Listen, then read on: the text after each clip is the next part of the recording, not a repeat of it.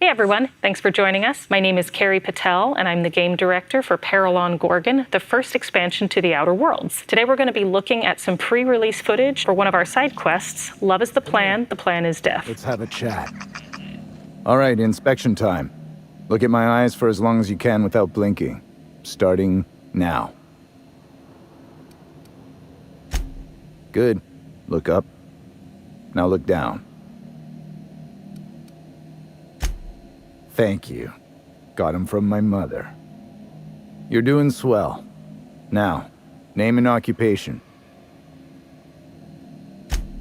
Good enough for me. You're cleared to pass. That was a sanity check. If you had changed like the others, it'd be in your eyes. You'd also be drooling, cursing, and making a mess of the place. Welcome to the Sprat Shack. You can head on downstairs. Every day, salvagers and scrappers set out to comb the ruins and make their fortune. The ones who come back, they aren't always the same men or women who left. They change. Never for the better. First, they get real twitchy and paranoid, shouting at folks who aren't there. Then they smell like they soiled themselves, on account of how they soiled themselves. After that, they're gone. Nothing but animals wearing human skin. Seen it happen myself. It's never pretty. Watch yourself out there. So this is the Sprat Shack. Now this looks like a real dive. Hey, I wonder if they got those floorboards that creak when a stranger walks in. Oh, ugh. This place smells like Felix's bird. And as you can see, your companions have plenty to say about this, as well as many of the other discoveries you're going to make on Gorgon. This is a former supply depot that's now become a sublight-run bar and smuggler stopover, and it's also your hub for a number of side quests. We never had bars this nice. Got balconies and everything. Jerome would have loved this place. You don't look like one of the salvagers, no? Don't really seem like the type. You've got the look of someone who's traveled far to get here and whose journey is far from over. Confidence. The scavengers around here, they're faking it. You're the real deal. I don't know if you're bound for the old ruins, but in case you are, can you look into something? I'd do it myself, but of course, the marauders would eat me alive. Looking for something out there. Been paying Sublight to help me, but they haven't made much progress. It is to me, but apparently it's junk to Sublight. My husband and I worked on Gorgon during the good times. Jerome was on maintenance duty. I cleaned out test tubes till they sparkled. Nowhere good, that's for sure. In his final hours, Gorgon was a war zone. Violence broke out in the labs. The hills were full of marauders. You couldn't take a leisurely stroll without an armed escort. When the order came through to evacuate, non-essential personnel drew a lottery to see who would board the first wave of ships. Jerome won. I lost. As soon as I wasn't looking, Jerome switched our tickets and pushed me to the front of the line. I got to leave. Jerome stayed behind. I never saw him again. That Jerome always chose the right thing, even when it got him killed. This place is greedy. Took my Jerome, and it would have taken me too. I just want one thing back. His old hip flask. I gave it to him the day we signed our marriage contract, and he carried it wherever he went. I know it's still here. I appreciate it, stranger. I don't expect you to move the stars. Just keep an eye out and think of me from time to time. I don't have much, but if you help me, there's a little set aside for the occasion. Jerome used to drink with his buddies in a small kitchen opposite the maintenance shed. Might be a good place to check first. So Leonora and her husband used to work on Gorgon back in its heyday when Spacer's Choice was running a research facility here. And so her story is very closely tied to the larger story of Gorgon. What that really means will become clear as we explore the content. For now, we're going to head out and get our first look at the Gorgon overlands. As with many side quests and tasks in the Outer Worlds, this is going to involve a mix of exploring a colorful but dangerous overland area, choosing between a mixture of combat and stealth to navigate the dangers, and making some choices about how we resolve things and how we present ourselves to characters. So as you'll hear in just a moment, we have some brand new music for Peril on Gorgon, something to help us accentuate the mood and suggest some of the mystery and danger that you're going to find in this location. Now, this is your first look at the Gorgon asteroid. As you explore, you'll definitely get the sense that something pretty bad happened here. Something made a mess of this place. Watch your back, Felix boss. isn't wrong there. Finding out what that is will be part of the story of the Gorgon overlands. In fact, right here, we've got one of our first encounters, some marauders clustered around a downed ship, and we've got to decide whether to fight or sneak past them. We're gonna fight. This is the pest extermination tool, one of our brand new science weapons.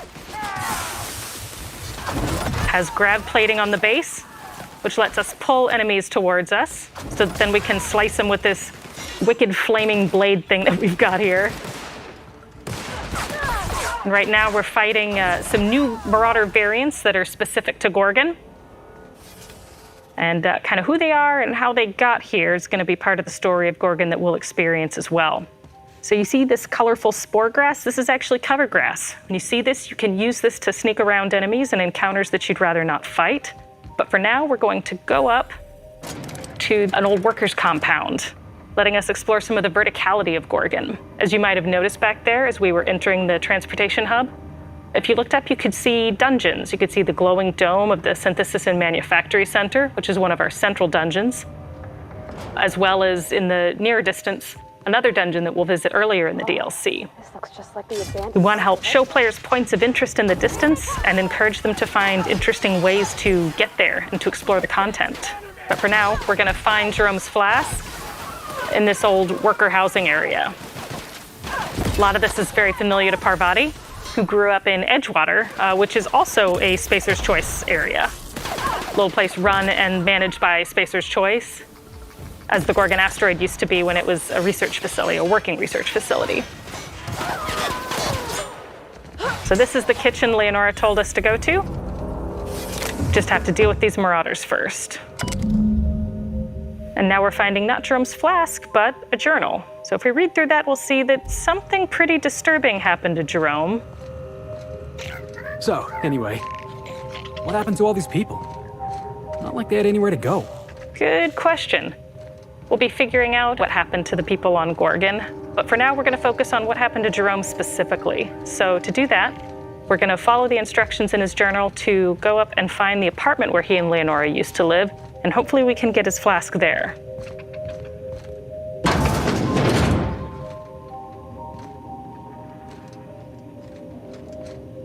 And there it is. So we can take this back to Leonora to close out the quest. But first, let's take a look at something else pretty cool. So this is going to be our DLC's take on audio logs, which we're calling portable phonographs.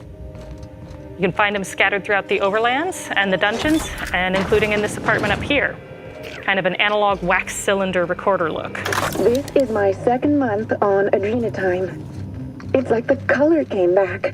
Like I was tuned to the wrong band all this time, and now the static's gone. I'm finally clear-headed, focused. There's so much I'm excited to do. I feel like me again. Side effects? I guess I've noticed people staring at me a lot more lately. Hard to talk to them sometimes.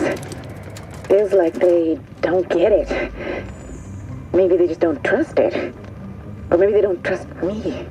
So the portable phonographs allow us to tell more of the stories of the people who used to live and work on Gorgon. And seeing as a number of things have happened to these people, and most of them are no longer here, this is an important way for us to tell their stories and to tell them with life and character.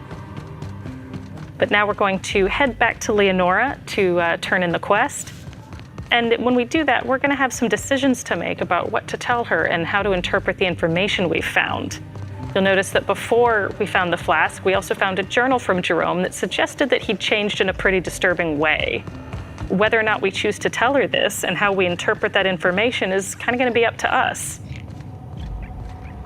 But note that it is possible for players to find the flask without finding the journal, including before they've ever talked to Leonora. So many of the options that we're going to have when we turn this quest in are reflective of the fact that we found additional information about Jerome, and now it's up to us to decide how much of that to tell Leonora.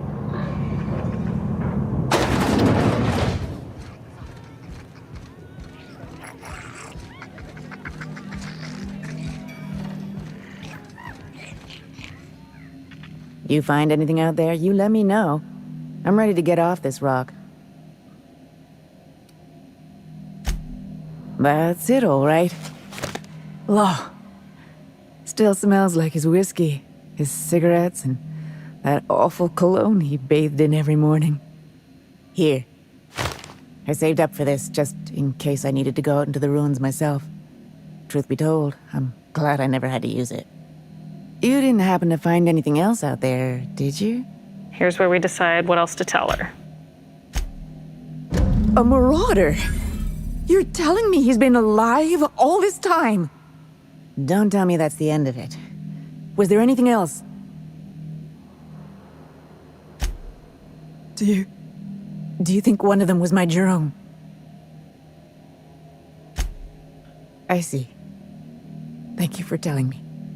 Jerome got me out of Gorgon. I can honor his memory by staying out. Time to hit the dusty trail. Be seeing you, stranger. I don't think that's what you wanted to hear, but I'm glad you were honest. I think you did the right thing, Captain, but I hope she doesn't try to go after him. And that's your first look at Peril on Gorgon. Hope to see you back here on September 9th. Thank you.